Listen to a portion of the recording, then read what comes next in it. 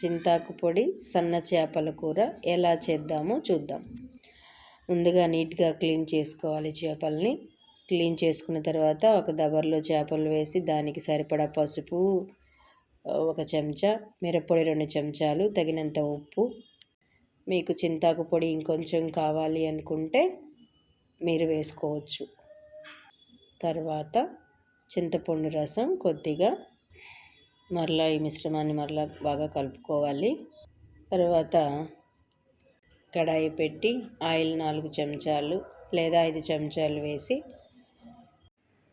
సరిపడా నూనె వేసుకున్న తర్వాత నూనె కాగిన తర్వాత పోపు దినుసులు వేసుకోవాలి.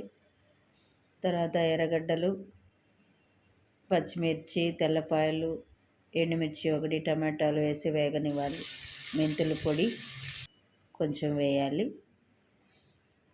తర్వాత ముందుగా కలిపెట్టుకున్న చేపల మిశ్రమాన్ని దాంట్లో ఈ కడాయిలో వేసి తిరగమాతలో వేసి ఒక 10 నిమిషాలు సిమ్లో ఉడకనివ్వాలి.